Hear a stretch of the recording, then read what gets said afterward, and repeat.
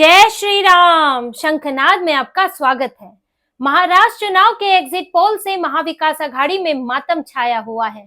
सत्ता पाने का सपना चकनाचूर होता दिख रहा है और जिसके माथे पर सबसे ज्यादा शिकन है वो है उद्धव ठाकरे, क्योंकि इस एग्जिट पोल में उनकी पार्टी ही सबसे कमजोर पार्टी बनकर निकल रही है। उद्धव ठाकरे का बुरा ख्वाब, उनकी बेचैनी अब सच होती दिख रही है। वोटिंग से पहले से ही जैसे वो उनको रिपोर्ट्स आ रही हैं, वो बैठकें कर रहे थे, अब वो बुरा सपना सच हो रहा है। और उद्धव ठाकरे जिनके पास इतनी पुरानी पार्टी थी, हिंदुत्व की इतनी मजबूत विचारधारा थी, वो उसे छोड़ने का, अपने पिताजी की सीख से हटने का, विचारधारा से हटने का और आघाड़ी की गोद में बैठने का अब नतीजा भुगत सकते हैं। तो उद्धव ठाकरे को एग्जिट पोल से बड़ा ही झटका लगा है। वहीं अगर सभी एग्जिट पोल को देखें तो उसमें महायुति सरकार बनाती हुई दिख रही है। महायुति को पूर्ण बहुमत मिल रहा है। 288 सीटें हैं महाराष्ट्र की, जहां 150 से ऊपर सीटें महायुति के पास जा रही है। सभी एग्जिट पोल ने यही नतीजे दिखाए हैं। इसके अलावा इस पूरे एग्जिट पोल में बीजेपी सबसे बड़ी पार्टी बनकर उभर रही है। लगभग 100 का आंकड़ा छू रही है बीजेपी। पिछली बार भी जब गठबंधन में थी तो 105 सीटें लेकर आई थी, लेकिन इस बार भी 100 तक बीजेपी पहुंचती हुई सबसे बड़ी पार्टी बनती हुई दिख रही है। तो इन आंकड़ों को आप देखिए कि सभी एग्जिट पोल में क्या बताया गया है और पार्टी वाइज किसका क्या प्रदर्शन रह सकता है। फिर इस एग्जिट पोल से क्या संकेत निकलते हैं, इसके आने वाले क्या परिणाम होंगे, इस पर चर्चा करेंगे। महाराष्ट्र के एग्जिट पोल में मेटेराइज ने महायुति को 150 से 170, आघाड़ी को 110 से 130, अन्य को 8 से 10। चाणक्य ने महायुति को 152 से 160, आघाड़ी को 130 से 138, अन्य को 6 से 8। पोल डायरी ने महायुति को 122 से 186, आघाड़ी को 69 से 121, अन्य को 12 से 29 सीटें दी है। वहीं पीएमएआरक्यू ने महायुति को 137 से 157, आघाड़ी को 126 से 141 और अन्य को 2 से 8 सीटें दी है। अगर इन सब का एवरेज भी देखें, औसत निकाले, तो महापोल में महायुति को 152 सीटें, आघाड़ी को 126 सीटें और अन्य को 10 सीटें मिलती हुई दिख रही हैं।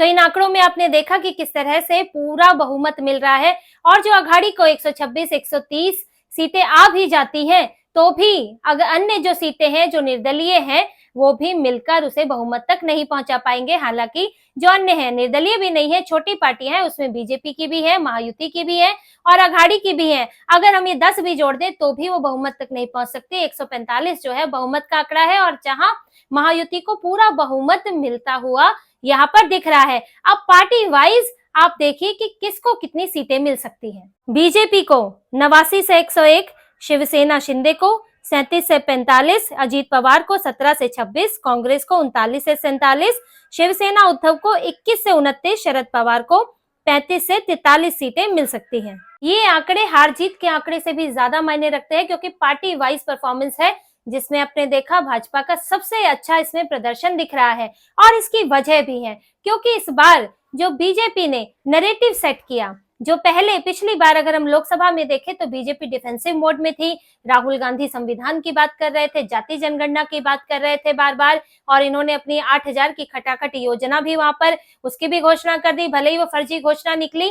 तो बीजेपी वहां पर आधे चुनाव में डिफेंसिव मोड में नजर आई, बचाव करती रही, जवाब देती रही। बाद में हालांकि बीजेपी थोड़ी हावी हुई, लेकिन इस बार महाराष्ट्र चुनाव में जैसे ही कैंडिडेट का नॉमिनेशन हुआ उसके बाद से बीजेपी पूरी तरह नैरेटिव अपने पक्ष में ले गई। यह उस नैरेटिव को उठाया जिस पर कांग्रेस को बैकफुट पर आना पड़ता है, यानी कि खुलकर वो नहीं कर सकती। उद्धव ठाकरे को चुप्पी साधनी पड़ी और शरद पवार जो है उनका मराठा आरक्षण और उनके दूसरे मुद्दे भी कहीं ना कहीं इसमें पिछड़ गए, क्योंकि बीजेपी ने इस बार ये बताया कि कैसे महाराष्ट्र में मुसलमान वोट जिहाद कर रहे हैं, कैसे एकजुटता हुई है यहाँ पर बीजेपी को हिंदुओं को हराने के लिए, क्योंकि बीजेपी हिंदुओं के समर्थन वाली पार्टी है और मुसलमानों को इसी से समस्या है। अगर आज बीजेपी तुष्टीकरण करने लगे तो मुसलमान उन्हें भी वोट दे देंगे। जो बीजेपी छोड़कर कांग्रेस में जाता है, उद्धव गए तो उन्हें वोट मिलने लगा। तो यहाँ पर ये नैरेटिव बीजेपी ने सेट किया, उलेमा बोर्ड की शर्तें आई जिस पर फिर उद्धव सफाई दे रहे हैं, कांग्रेस सफाई दे रही है। 125 करोड़ निकलने की बात आई जिस पर ये लोग चुप्पी साध कर बैठे हुए हैं। इसके अलावा सज्जाद नोमानी, मौलाना सज्जाद नोमानी, उन्होंने सूची जारी की जिस पर उन्होंने ये वीडियो भी जारी किया कि जो भाजपा का सपोर्ट दे उसका हुक्का पानी बंद कर दो। इस पर कांग्रेस को सफाई देनी पड़ी कि हम इसका समर्थन नहीं करते हैं। 370 का मुद्दा उठा क्योंकि कांग्रेस ने 370 की दोबारा उसको बहाल करने का समर्थन किया, जम्मू कश्मीर में रेजोल्यूशन का समर्थन किया। यहाँ पीएम मोदी ने बताया कि कांग्रेस कैसे देश को तोड़ना चाहती है, क्योंकि 370 मतलब 2 संविधान, एक देश में 2 संविधान, एक देश के 2 झंडे। तो कांग्रेस इसका समर्थन करती है। इस पर मल्लिकार्जुन खड़गे को सफाई देनी पड़ी कि कांग्रेस 370 की बहाली नहीं चाहती है। तो यहाँ बार बार बैकफुट पर दिखे और बीजेपी इस बार अटैकिंग मोड में दिखी। वहीं इस बार बीजेपी की लाडली बहन योजना ने भी काम किया, क्योंकि ये जैसे कि मध्य प्रदेश में भी इस योजना ने भी काम किया था, यहाँ भी इस तरह की रिपोर्ट्स थी कि इस योजना से फायदा मिल सकता है। हालांकि जो असली नतीजे आएंगे उन पर निर्भर करेगा कि लोगों ने इस योजना को लेकर कितना समर्थन दिया है, कितना नहीं। पर इस बार एग्जिट पोल तो यही दिखा रहा है कि यहाँ बीजेपी को फायदा मिल रहा है। और वहीं बिखरा हुआ अघाड़ी, इनके बीच में झगड़े, सीटों को लेकर, मुख्यमंत्री चेहरे को लेकर, उद्धव ठाकरे जो नैरेटिव बनाने में लगे थे कि मैं तो सबसे बड़ा पीड़ित हूँ, पहले मुझे गठबंधन से अलग होना पड़ा, फिर मेरी पार्टी टूट गई, वो नैरेटिव धराशायी हो गया क्योंकि उद्धव ठाकरे अपनी विचारधारा से ही हट गए और इनके बीच में संघर्ष चलने लगा। मुसलमान जिस तरह खुलकर सामने आए, उद्धव ठाकरे को चुप्पी साधनी पड़ी, क्योंकि ना तो वो हिंदुत्व के खिलाफ बोल सकते, ना वो मुसलमानों के खिलाफ। उन्हें तुष्टीकरण भी करना है, मुसलमानों का वोट भी चाहिए। तो यहाँ पर बीजेपी नैरेटिव के मामले में, परसेप्शन के मामले में बेहतर रही और ये लगता है कि एग्जिट पोल के आंकड़े जो है वो परिणामों में कुछ हद तक तब्दील हो सकते हैं, थोड़ा बहुत बदलाव भी हो सकता है। लेकिन ये जो पार्टियों का प्रदर्शन है उसमें उद्धव ठाकरे का प्रदर्शन सबसे ज्यादा शर्मनाक है, जो कि अपनी 56 सीटों से भी गिरकर आ गए हैं 20, 25, 29 सीटों पर और सबसे कमजोर पार्टी बन गए हैं। देखिए अजीत पवार को उनसे कम सीटें आई हैं, 17-20 के करीब सीटें की बात हो रही है एग्जिट पोल में। लेकिन अजीत पवार जो है वो उद्धव ठाकरे जैसी बड़ी पार्टी के मुखिया नहीं है, वो शरद पवार जैसे बड़े नेता से अलग हुए हैं, पहली बार चुनाव लड़ रहे हैं। लेकिन उद्धव ठाकरे तो खुद मुख्य सर्वे सर्वा है और मुख्य तौर पर वो बड़े नेता हैं, वो शिंदे से भी बड़े नेता हैं, क्योंकि वो बाला साहेब ठाकरे की विरासत के वारिस खुद को बोलते हैं। वो अकेले भी चुनाव लड़ चुके हैं 2014 में। लेकिन इस बार उनका ये प्रदर्शन, इसीलिए वो अजीत पवार से भी नीचे माने जाएंगे और उनकी हालत ये है कि कांग्रेस और शरद पवार ने उनको मूर्ख बना दिया।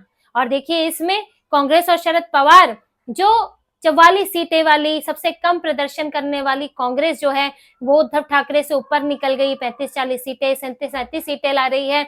और शरद पवार भी जो लाए थे पिछली बार 54 सीटें, कांग्रेस से नीचे थे, वो भी लगभग कांग्रेस के बराबर आ गए हैं। तो यहाँ उद्धव ठाकरे को सबसे नीचे धकेल दिया। और शरद पवार तो यही चाहते थे कि किसी तरह एक हिंदुत्ववादी पार्टी को तोड़ा जाए, कमजोर किया जाए। अगर उद्धव ठाकरे बाला साहेब ठाकरे की तरह हिंदुत्व की विचारधारा पर चलते तो शिवसेना कितनी मजबूत होती। अलग होकर भी शिंदे के, अगर हम एग्जिट पोल की माने तो एकनाथ शिंदे के नेतृत्व में 35-40 सीटें ला रही है और यहाँ पर अगर इनकी सीटें जोड़ लें तो ये करीब 60 सीटें बनती हैं। तो इन्होंने अपनी पार्टी का बेड़ा गर्क खुद ही कर लिया, सिर्फ मुख्यमंत्री बनने के लालच में, पद के लालच में, जिस पद को जो बाला साहेब ठाकरे वो जूते की नोक पर रखते थे। और उद्धव ठाकरे ने ये संजय राउत, शरद पवार, इनकी जोड़ी में, इनके बहकावे में आकर इन्होंने अपनी पार्टी खुद तोड़ दी, क्योंकि ये विचारधारा बदल ली, तुष्टीकरण करने लगे। अब जिस विचारधारा से आप चलते थे आप उससे अलग हटेंगे तो पार्टी तो टूटेगी ही। ये दूसरी पार्टियों के साथ भी हो सकता है। बीजेपी कल को विचारधारा बदलेगी तो जो असल में हिंदुत्व की विचारधारा पर चलते हैं, जो मन से चलते हैं, जो कट्टर हिंदू हैं, वो इससे अलग हो जाएंगे। बीजेपी के साथ भी ये हो सकता है। लेकिन तो उद्धव ठाकरे के साथ ये होना स्वाभाविक था और इसके नतीजे वो भुगतते हुए दिख रहे हैं। और सिर्फ यहीं तक बात नहीं है, उद्धव ठाकरे की स्थिति इससे भी खराब हो सकती है। हो सकता है कि वो 10-15 सीटों पर ही सिमट जाएं, क्योंकि देखिए इस बार जो एग्जिट पोल है वो बड़ी सावधानी से दिए गए हैं। पहले के 2 एग्जिट पोल में ये कंपनियां जो है सर्वे कराती हैं, वो उसके परिणाम, गलत एग्जिट पोल के परिणाम भुगत चुकी है। तो दूध की जली है तो छाछ भी फूंक कर पी रही है। यहाँ तक कि जो बड़े न्यूज चैनल हैं उन्होंने इस बार एग्जिट पोल दिया भी नहीं, सर्वे एजेंसियों के साथ टाई अप नहीं किया। एबीपी ने, आज तक ने टाई अप नहीं किया है। सिर्फ जो सर्वे एजेंसियां हैं जिन्होंने वो पोल किया है, एग्जिट पोल किया है, वो दिखा रहे हैं, सब दिखा रहे हैं, हर किसी का एग्जिट पोल दिखा रहे हैं, उसे अपना नहीं कह रहे हैं।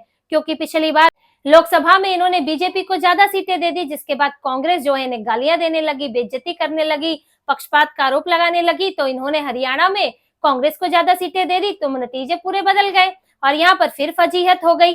तो इन्होंने ये विपक्ष के दबाव में, क्योंकि बीजेपी तो उस तरह से दबाव नहीं बनाती, लेकिन फिर भी सर्वे गलत आते हैं तो शर्म तो आती ही है। तो इसे देखते हुए कि अब ये कांग्रेस और ये इंडी गठबंधन से भी इतना दबाव है, इस बार जो है न्यूज चैनल्स ने अपने सर्वे जारी नहीं किए हैं और ये जो सर्वे जारी हुए हैं ये भी बड़े बैलेंस के साथ है। तो ऐसे में ये हो सकता है कि उद्धव ठाकरे इससे भी नीचे गिर जाए और वो यहाँ पर अब तक की अपनी सबसे कम सीटें लेकर आए। और देखिए इसके परिणाम तो बहुत ही खतरनाक होने वाले हैं, क्योंकि फिर अघाड़ी तो टूटेगा, वो टूटेगा, यहाँ पर यूबीटी भी टूटने वाली है और ज्यादा टूटने वाली है। पहले ही वोटिंग से पहले उनके नेता जो है शिंदे गुट में शामिल हो गए, सदानंद थरवाल, उनके बेटे, 2 दर्जन कार्यकर्ता, और उसके बाद तो और भयंकर परिणाम होंगे। लेकिन ये एग्जिट पोल जो है ये इन 2 दिनों में नतीजे आने तक अघाड़ी में जो है खलबली मचाने वाले हैं। उद्धव ठाकरे ने तो आगे की रणनीति बनानी शुरू कर दी होगी कि अब करना क्या है, कैसे अपना राजनीतिक भविष्य बचाएं। लेकिन ये एग्जिट पोल नतीजों के बेहद करीब दिख रहे हैं और हो सकता है कि परिणाम में भी तब्दील हो जाए। तो इसी तरह की और खबरें और विश्लेषण आपके लिए लाते रहेंगे। हमसे जुड़े रहिए, सब्सक्राइब कीजिए, कमेंट कीजिए। बहुत बहुत धन्यवाद। जय श्री राम।